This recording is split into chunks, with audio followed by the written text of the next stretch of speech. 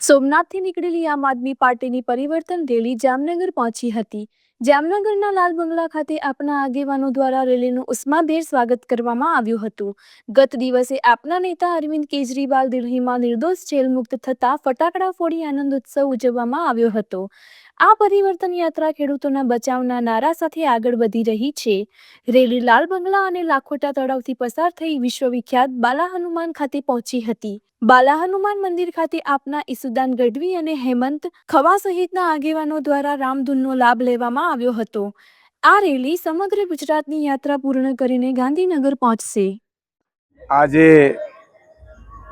પરિવર્તન લાવો ખેડૂત બચાવો યાત્રા જે માનનીય મનોજભાઈ અને પ્રવીણભાઈની આગેવાનીમાં જે નીકળેલી છે આજે જામનગર પહોંચી છે।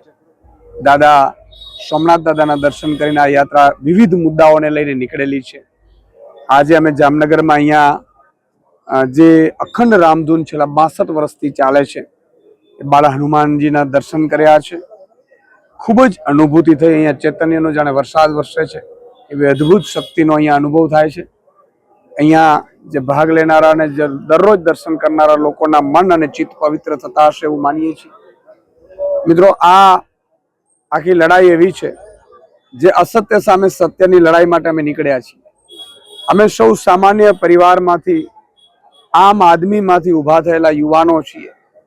જે કેટલાક યુવાનો ગુજરાતની જે તાનાશાહી સરકાર છે એની સામે બાથ ભીડી છે। અમારા ઉપર વિવિધ લાઠીચાર્જો થાય છે, અમારા લોકો ઉપર કેસો થાય છે, અમારા લોકોને જેલમાં નાખવામાં આવે છે। છતાં હું ગુજરાતની અને જામનગરની જનતાને કહેવા માંગુ છું કે અમે તમારા માટે લડવામાં કોઈ કચાશ નહીં રાખીએ।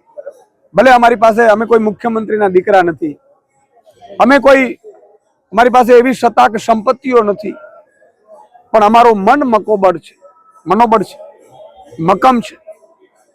અમારું સર્વસ્વ તમારા હક અને અધિકાર માટે લડવા માટે અમે તૈયાર છીએ।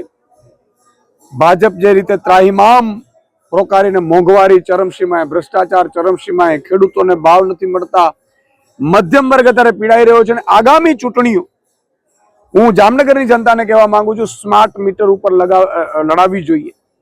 તમારા ઘરે જો તમે ભાજપા માટે થઈને આખું ષડયંત્ર રચવામાં આવ્યું છે। ભગવાન હનુમાનજી, ભગવાન રામચંદ્રજી, એમણે ઈશ્વરે એવો પરચો આપ્યો ભાજપને ગઈકાલે કે એમાં તમામ જે અમારા લીડરો છે એ નિર્દોષ સાબિત થયા છે। ભાજપની આખી ચાલ હતી, ભાજપનું સત્તાનો દુરુપયોગ કરીને ષડયંત્ર હતું, એ ખુલ્લું પડી ગયું છે। અને એટલે ગુજરાતની જનતા ઓર વધારે જોડાશે।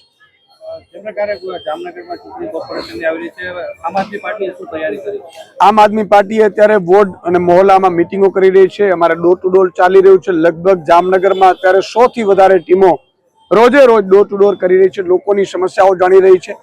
અમારે આ ચૂંટણી છે સ્થાનિક મુદ્દાઓ ઉપર લડાવવાની છે। એટલે અમે લોકોને પૂછી રહ્યા છીએ કે તમને સ્પર્શ કરતા કયા મુદ્દા છે જેને કારણે આમ આદમી પાર્ટી એના મુદ્દે ઉપર ચૂંટણી લડે।